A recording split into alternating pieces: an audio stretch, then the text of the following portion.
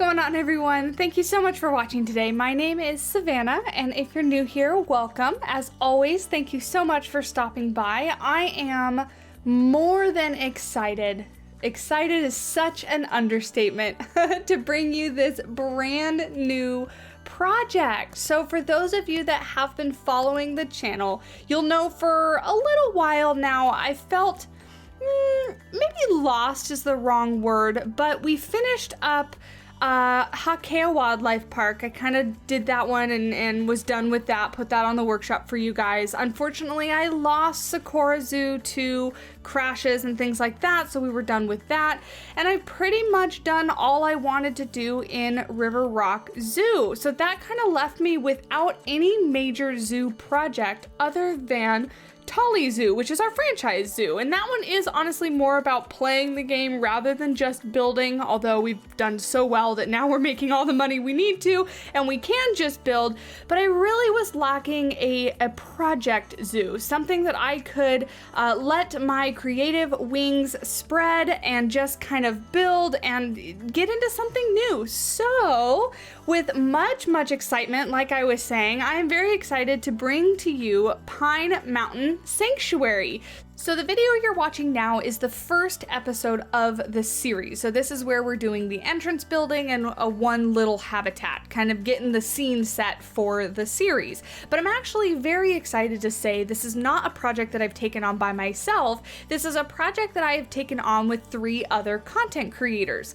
Beyond Drew TV, Estan Wolf, and Zoof will all be helping me with this. So those 3 I am very excited to say are going to be helping me develop this park, and we're doing it in a very casual, build when you want to, build what you want kind of way, because that's my kind of style. So there's not going to be any strict timeline or anything like that, but I will be sure to always shout out when their videos are going live as well. Actually, at the time you're seeing this, Drew, the madman that he is, has already built a fabulous couple of habitats. And I won't give too much away because I want to make sure that he has stuff to show off. But honestly, I am so excited about this project. For those of you that don't know, I actually do live in San Diego. I've grown up here all my life, and my family used to go camping in the Socorro National Forest every summer. So Kings Canyon and in Socorro and I'm sorry, not Socorro, sequoias. I'm saying the name of my zoo project. In the sequoias, I apologize. The really big tree, the redwood forests. That's where I used to go camping, not in my Planet Zoo project build. Anyway, but we used to go camping there every summer, and so this build style, this kind of aesthetic really kind of feels like close to home for me, because I can just envision myself, camping and hiking and in that environment, and I absolutely love it. So I'm going to tell you a little bit about my idea for Pine Mountain Sanctuary. So Pine Mountain Sanctuary, I envision being in a national forest or on national forest land. So it's not going to have a lot of money because it is going to be run by the National Park Service. I was first primarily thinking that it was going to be a bear sanctuary, and although that is what we are still gonna go with, so you're gonna see all the different bear species, yes, maybe even polar bears. You're gonna see all the different bear species come into this park, but we're gonna have some other animals as well. Some of those kind of smaller species that fill in the gaps here and there. So in this video, after we're kind of done with the entrance area here, we're gonna be moving in to build a very small Fennec Fox Habitat. And I will tell you right off the bat, none of these enclosures are probably going to have in-game specs in mind, meaning that the actual animals are probably not going to really love what their enclosures look like as what the game would say they would want. We do have all the welfare and everything turned off so that we can just build. So this is going to be a smaller, lower budget zoo. and primarily focused on all the bear species. I do know, like I said, the Fennec Fox is what I added in first as kind of a small little entrance animal, and then I believe Drew has already added the binturongs and the sun bears, but again, I'm not going to tell you too much about what he's done because I want to make sure that he has stuff to show off for you guys. Likely we'll probably put maybe a campground somewhere on here and just kind of keep it all in this Northwest Pacific kind of feel. I was actually struggling just a little bit, and this is where Estan and Drew really saved the day for me. This is a brand new build style that I have never built in, and which is why I was excited to build in this style, and really what I was after in starting a brand new project is I really wanted to start something that was unlike what I've built before, because as I've mentioned previously, I've gotten a lot better at Planet Zoo. Not to sound like I'm tooting my own horn or anything like that, but I mean, when the game first came out about a year ago, yes, I had played Planet Coaster, but getting used to the pieces and everything in game took me a while. And so projects like River Rock Zoo that I started basically my channel on almost 2 years ago now, I was really new to the game, and I've learned a lot since starting the game, which is the primary reason why I wanted to start a whole new project, is because my build skills have gotten better. I've gotten a better idea of how to make certain things work and certain things not work. And I really wanted to do something new. And even with that, so I did challenge myself to do a completely new style, which is what this Northwest Pacific kind of national forest vibe is going for. But Drew and Estan helped out tremendously, because when I first brought them this project, I did not bring them this project as a collab at all. I brought this to them like, look guys, look what I'm doing. Hope you like it. What do you think I can do better? We do that quite frequently and throw ideas back and forth. And they came back with, hey, I love this style. Would you ever want me to build something? I'd be happy to. Estan, I call him my little fly-by-night builder. He offered up his help, and he said, oh my gosh, I would love to make like a pizza store for you, or like a food shop or a snack shop.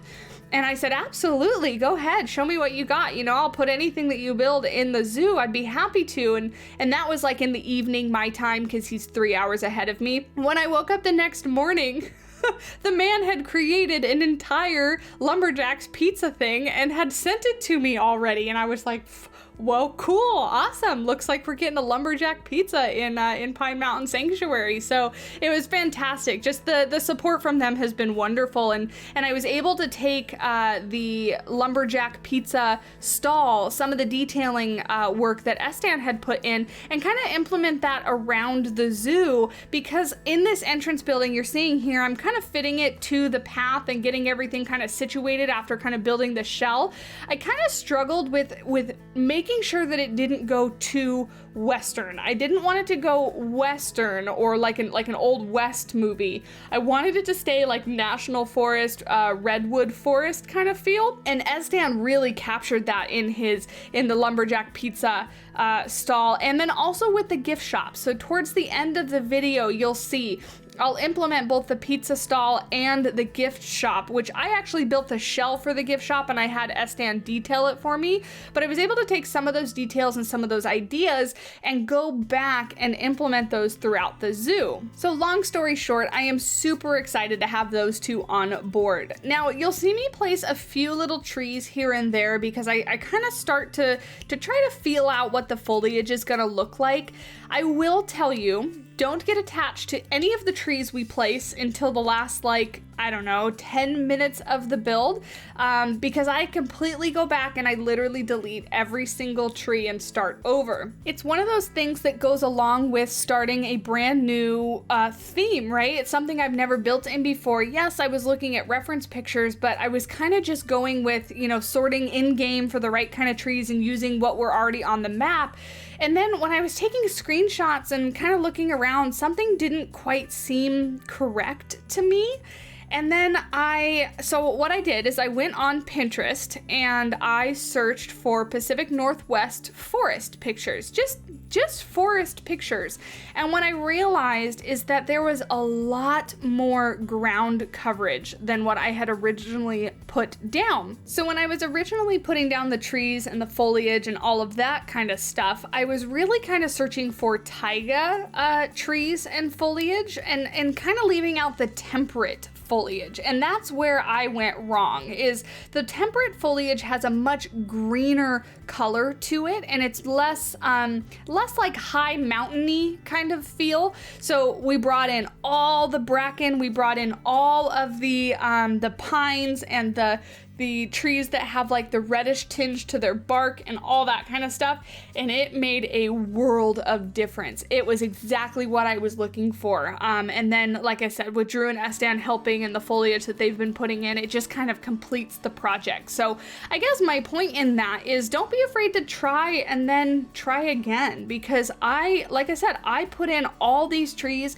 and was about ready to kind of put a bow on it, film some cinematics, and it was when I was kind of searching around for, or not searching around, it was when I went down into Tejikam and was walking around to do the cinematics is when I realized, like, something just is not right about this. I just wasn't happy with it at all. And so I decided, start over, look for more reference pictures, try it again. So don't be afraid to do that. I certainly have to remind myself of that as well, because I am very much so someone that, not stresses out is the wrong term, but I put a lot of pressure on myself, especially when I know I'm recording, to kind of get it right the first time so that I don't have to go back, I don't have to edit out footage, or I don't have to leave in footage and explain it. But as I've kind of gotten better and grown as a builder and as a Planet Zoo player, I've kind of learned that that's okay. That's kind of what happens, is you try something and you try to visualize it, but then you put it down on the screen, build it in the game, and if it doesn't work, it doesn't work, and then you can always go back and try it again. Apologies. It's the second time today I've recorded a voiceover and I didn't turn my phone off beforehand. Matt's in South Carolina for a cornhole tournament, so he's probably texting me to let me know how he's done, but I'll get back to him in just a minute. We are talking about Pine Mountain Sanctuary right now. So anyway, as I was saying, just don't be afraid to try it again. Don't be afraid to put things down and have it fail. So it's a scary thing. Trust me, as somebody that's a perfectionist myself, I really kind of stress about not doing things well the first time, but it's okay. And so that's one of the reasons why I wanted to start a new project, and that when I mentioned I've grown as a builder, that's one of those ways is I've kind of been okay with kind of messing up, for lack of a better word, and then trying again. We're moving on now, in just a minute rather, to the Fennec Fox Habitat. It looks like I'm going to throw down some more bushes and things like that aren't going to stay. But you can see there, actually, I did try the bracken and I was like, no, that doesn't look right. And I should have just gone with it, because it was right. It was absolutely right. We needed way more bracken ferns. But now we're going to go ahead and start on the Fennec Fox Habitat. So as per usual, I was looking at a reference picture, and I think this reference picture was actually from a Grizzly Ridge habitat in a zoo in Ohio. I mean, honestly, the reference picture comes up all the time, so I'm sure you guys will know which one I'm talking about. So if you do, go ahead and leave that down in the comments and let everybody else know, because I'm drawing a blank as of now. But really wanted to create this kind of smaller, low budget feeling, and so kind of just working on some sunshades. The idea being that the main path is the gravel path, and then I do lay down like a mulch path that kind of goes off of it and gets a little closer, so that you can kind of go over and look at those animals, or you can just walk straight on through. This is the first zoo, let me think about that. Yeah, this is the first zoo I've really built where I kind of made like a main street area. Like you walk in and there's this big open space, open plaza space where there's not a lot, where guests can come in and not be kind of bottlenecked into one area. So that's another thing that I'm trying to do with this zoo, and that I know Drew in specific is really good at, is the layout of zoos and kind of the sight lines as you come in. It comes with planning out theme parks and stuff like like that, I can imagine both Drew and Estan were great planet coaster builders as well, and laying out theme parks is a lot like laying out zoos so that people, you know, don't bottleneck into one area. But I did that with this, and so the little offshoot area is going to go underneath these little sunshade areas with kind of plants in between, because that is the name of the game with this project, is going to be lots and lots of foliage. I basically want to look from above the project and not really be able to see a whole lot, because there's going to be a lot of trees around, a lot of pines, a lot of just greenery everywhere. So really wanting to add a lot of that foliage. This little backstage area that we're working on now, that little like house thing, is completely implied, as will probably be most of the habitat stuff, I can imagine, because we are just a build focused project as far as that goes. We're not, like I said, welfare is all turned off. We don't really worry about the animals too much, but I really wanted to utilize the new fence pieces, and I keep calling them the new fence pieces, the new mesh pieces. They're not that new anymore, but they're still new to me because I think they're fantastic. So I wanted to use those, and I wanted to give this the feel that it's kind of an old school habitat. So what you might notice in this habitat is that I don't really use any of the foliage that the Fennec foxes traditionally like. Like, I did not go into the foliage menu. I did not sort for desert or savanna or grassland, but I just kind of used the foliage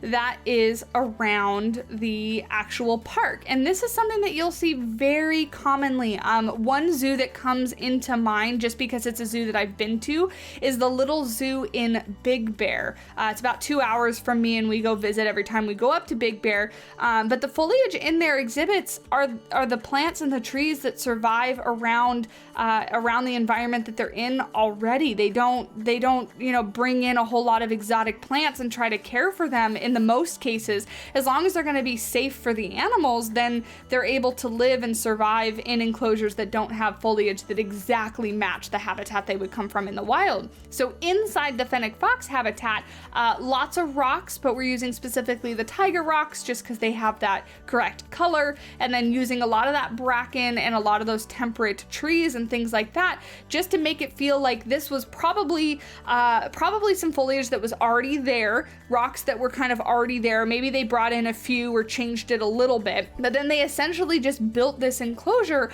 around where they wanted the Fennec foxes to be. Or maybe there was already a little building there and they kind of converted it, you know, I'm not sure. But the point being is that it's all still temperate Pacific Northwest kind of style foliage on the inside of the habitats, and you'll likely notice that a lot, at least with the two habitats I know Drew has already been working on. He's kind of following that as well. So, like, for example, if we end up putting the polar bears in the zoo, they will not be in a snow-covered habitat. They will probably be in a rocky, temperate style habitat, because that would be what you would find in this region, in this area, if this zoo were a real zoo. So that's kind of the feel and the style that we're going for in this project, is a little bit of realism, which Estan already said is like, I've got to channel my inner Savannah realism, because, you know, he's all about his fantasy builds, but he underestimates himself. He can absolutely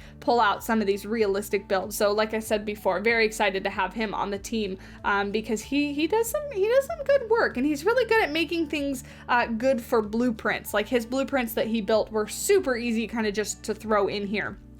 Now, as we're working on this fence here, I am feeling another fence pack coming on, because I built this fence, I built one other fence, and maybe it's only the two. Oh, but I found a reference picture for a third. So I'm kind of gonna make a like North American fence pack, I guess. I guess is what you'll call it. Very simple stuff, but you guys seem to really like the fence packs. So I guess I'll keep them coming, because they're fun for me. But I basically just looked up like national forest fences and got a whole bunch of reference pictures of good ideas for fences and things. So maybe I'll put those together in a pack once we have a few more, and get those up on the workshop for you guys. Now, it is no coincidence that I picked a North American theme for a theme to kind of branch out into, because I am, like many of you, I have seen the comments, I have heard you guys in my chat. North America DLC is a very highly requested DLC for Planet Zoo. And I am not saying by any means I think that's what we're getting by starting this project, but I kind of agree with you guys. I kind of agree that North America is not a very well-rounded theme in the zoo as far as build objects or animals. So I would absolutely love to see a North American pack with something like cougars and moose and beavers, you know, stuff like that. So my hope, because we can never predict the future, right? But my hope is that if we see a North American DLC, that it will fit kind of seamlessly into Pine Mountain Sanctuary, and we can kind of implement those animals and keep this project going with the DLC. So that's my hope, fingers crossed. Let me know down below in the comment section, is North America the pack that you are most anticipating, that you're hoping for, or is there another pack that you are hoping for? It's about almost 2 months after the Africa pack came out. 2 months? Maybe a month and a half. Maybe I'm overestimating a bit. I'm trying to cheat it because I want the next pack to come. And I know we wait about 3 months or so until the next one starts to hear whispers that it's coming out. But anyway, the North America pack is one that I kind of think I hear the most. Followed by maybe a European pack, but those are really, honestly, the only two that I've kind of heard.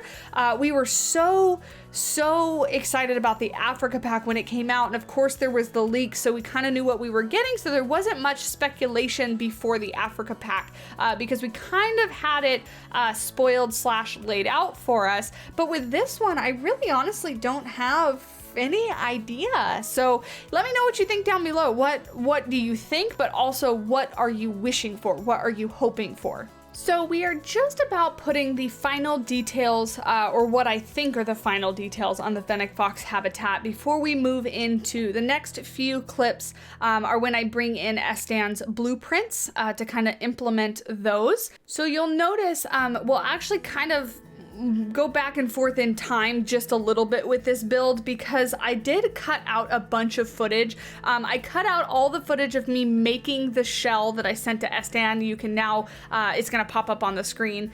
You can see it right there next to the lumberjacks, but I kind of cut that out because one, when I was all said and done with this first episode, I had like a ton of footage. I had actually a lot of footage and it was gonna be like a 40-minute episode, so I really needed to cut it down. But two, because, you know, I implemented it and Estan's the one that detailed it, I really kind of wanted to show the footage of me putting it in place so that you kind of get an up-close view of all the detail pieces. But here you can see we're putting in, what did he even call it? Lumberjack's wood fire pizza, I think it is. And I mean, very, very Estan style, right? We know and love his style. He is so good at this spaghetti thrown at the wall, kind of see what sticks style, and I never get tired of it. I love the things that he does. So here we just kind of took one of the lamps that he made, added a couple extra pieces to it, and then I kind of throw it around the zoo. But that's what I mean by taking some of those elements and kind of spreading them all throughout the zoo to kind of make it cohesive and make it feel like this was actually built in the zoo, like it's not a workshop item that we just placed down.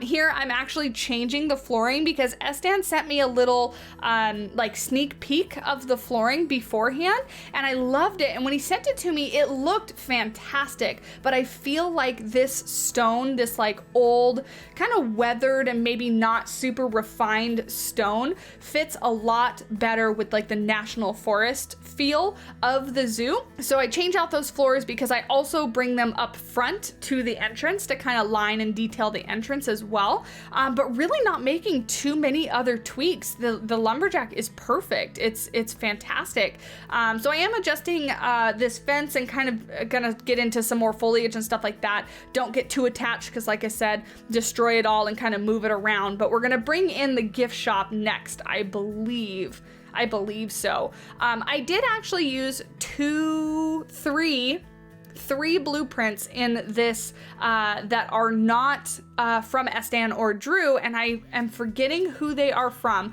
but one of them is the little ticket booths you can see in the front. The other one is going to be a caricature stand where people can go over and get their caricature painted. That's by the front entrance. And then that barrel, the barrel you can see us using everywhere, is a blueprint item. So those are not things that we built. Those are things that I got off the workshop. You might have been able to see it, and you'll see it in the end cinematics as well. Oh, here we go. We're deleting all the trees. Goodbye, foliage. I was like, no, we must start over from scratch. I hate it. So I took out everything and I started all over.